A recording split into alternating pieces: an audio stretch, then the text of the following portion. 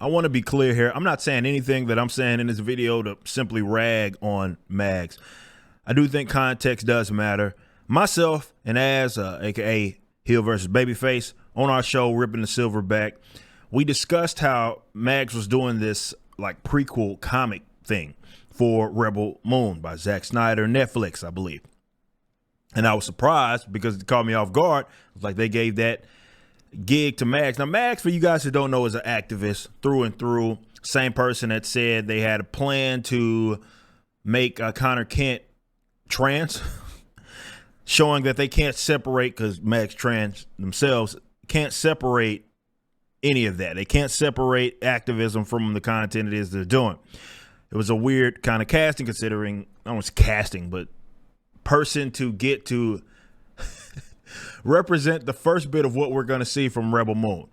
And we had our theories as far as to why that happened. Now, Mags just flat out says it, and it's in a tweet. Dear haters, Zack Snyder interviewed and selected me personally for Rebel Moon gig among a slew of other writers. Zack Snyder reviewed, noted, and approved every single issue.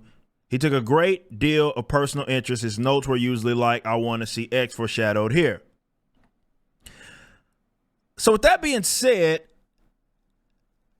again, if Mags is what Mags is saying is true, the reason I'm watching this, I'm looking at this from the Rippaverse page because Mags has me blocked. But Zack Snyder handpicked Mags. So you could take that for whatever way that you may. So we don't have to speculate anymore. If we're going to take Mags' word for it, Zack Snyder himself chose Mags. Again, that was interesting. I said this was reminiscent of getting Vita Ayala to do that Static comic, which actually happened. And it was the comic that retconned Static with the Milestone reboot.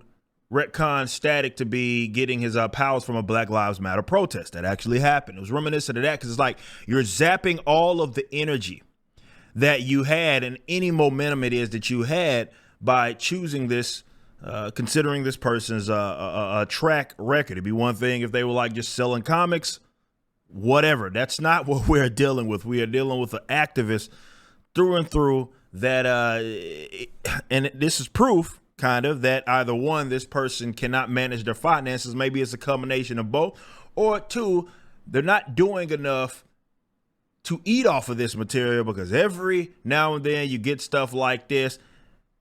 And this was posted on the 17th. Hey, Snyder fam, coming from Mags, I could use your help. Freelance writing is feast or famine, and right now I'm between checks. And as always, asking for Cash App, the money, GoFundMe's. We've seen this from Mags before, so you can take that in whatever way that you may. How you feel about Zack Snyder is your business, but if this is true and he handpicked Mags, let's just say that was a very interesting choice.